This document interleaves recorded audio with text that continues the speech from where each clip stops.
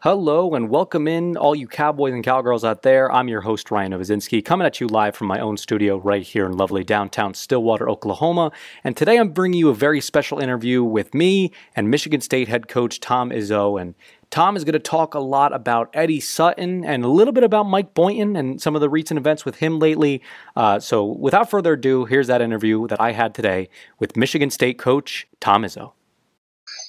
All right, Coach Izzo. So let's start. Let's talk about Eddie Sutton. All right. So on a personal level, what impact did Eddie Sutton have on you as a coach?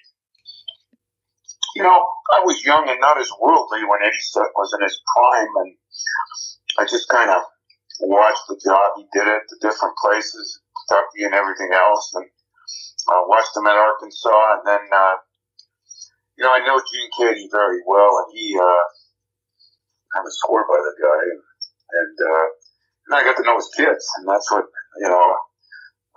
that was the impact on me. That his kids, I knew both of his kids are in the coaching profession, and that I got to know Eddie, and then I got to know Eddie a little bit. Never great, but I got to know him through just the basketball things we do at Final Fours and that. Yeah, definitely, and I believe his nephew is also, I believe his nephew is also going to the coaching realm. So, prominent coaches in the Sutton family, obviously. Definitely, and they've, for the most part, have done pretty well too. They sure have, yeah. So, on a macro scale, what do you think Eddie Sutton meant to college basketball in the grand scheme of things in college basketball history? Well, I think he was innovative in his own way. The teams he had at Arkansas, had those wing guys that were so athletic that now is what you see all the time. I think he was a little before his time back then, and good, tough defense and all the things they did. And, he was, I think he was a disciplined coach. Again, most of my stuff comes from watching and not knowing as much, but he did have an impact on me. I think he had an impact on a lot of coaches. And he was a good guy, he was a guy. He was a coach's coach. Yeah, he sure was. So both you and Coach Sutton are part of an elite category. You're coaches with 600 plus wins. What does it mean for you to be in a similar category as him?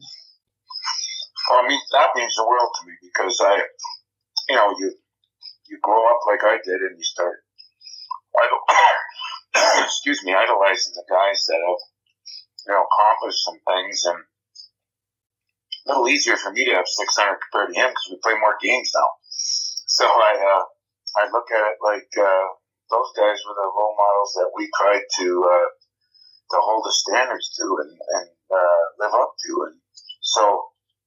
That, along with, as I said, I used Gene Katie a lot, a guy that was at Purdue forever, and every time I talked to him, it seemed like it was a story of just, the good ways, the toughness, how hard his teams played, all those kind of things. Right. So, Coach Izzo, a lot of coaches, and I know you said you didn't know him as well, a lot of coaches I've spoken to have at least one Eddie Sutton story that they can tell. Do you have one of those? I can't say that I do because I didn't spend a lot of time with him. I just spent more time admiring him. I think it was at Arkansas when the shot was made from a long ways out. That's when Eddie was there, and I remember Gene Katie, telling me how he handled success and handled defeat, and to me, he was always miserable, and that's the way most of us are that have won a lot. You're always unhappy. You're always striving for more, never satisfied with what you got. And it sounds crazy, but it's so important, I think, if you're really dedicated to being the best you can be. And I think that's what Eddie was. Yeah, you almost become a perfectionist, I'm guessing. Yeah, exactly. So ESPN, I don't know if you know this, they're releasing the documentary on him, I think tomorrow, maybe Monday. Do you plan on watching this? Oh, I definitely would watch it. Sweet. Yeah, that's awesome. Love it. Yeah, they have a bunch of. They got interviews with Bill Clinton, Jerry Jones, obviously Coach Calipari. Great guys in there. That's going to be awesome. I can't wait to watch that. And, how many years did he coach? I want to say it was 36 in total. 36 years. And he was at Kentucky, Arkansas, where else? Creighton.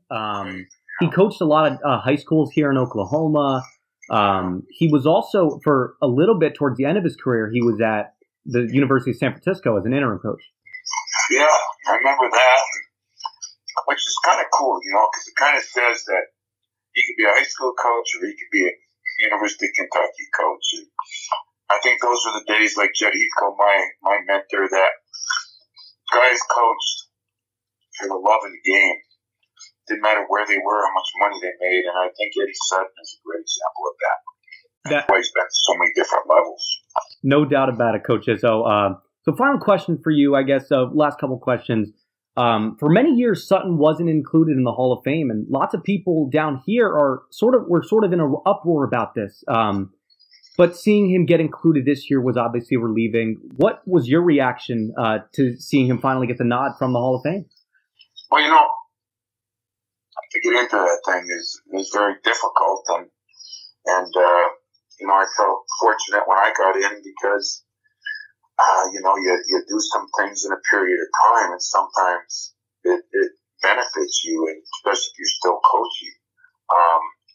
But when you're retired in that, sometimes out of sight, out of mind, and then you got to look back and realize the things he accomplished. And a lot of times we always look at the things that aren't done instead of the things that are done. And to do them at the different levels he did it, I think, is what I get most excited about. He wasn't that he just, I hate to say it, but I've been at Michigan State my whole career, which is good. Now, I coached at Division II, I coached 1 year of high school, but 90% of my time has been in one place. He's kind of been at all different levels and found ways to win at all different levels. In fact, how long was he at Arkansas? Do you know the years at Oklahoma State, or were the years he was at those places? Do you have that there? So I think I know it off the top of my head. I think he was at Arkansas maybe for 10 years, something like that. And then OSU, he was here for, I'd say, probably 15, maybe 20. Yeah. And what he did there was incredible, too. Not a destination spot for basketball, but he made it that. And in a football crazy place. And I used to love watching games on TV in that place. So just think of the different places. You've been at Kentucky and Arkansas and OU, and then you've been at Creighton back when Creighton was maybe a mid-major then. And you've been in high school, you were at University of San Francisco. It's almost like, to use a phrase that you hear, he's born to coach, born to coach. What level didn't matter. And I have so much respect for that, because he wasn't doing it just for the money. As they say, he was doing it for the love of the game. Yeah, he certainly was born to coach, it seemed like. I was happy when he got in. I agreed with a lot of those people, what do you got to do? But sometimes out of sight, out of mind, and I think that happens once in a while. Yeah. So thank God it got righted at the right time. And it was great to see. It was great to see that, like, right before he died tragically, that's horrible news, but it came at a time where he was able to see it at least, and that's great. Exactly right. Mm-hmm.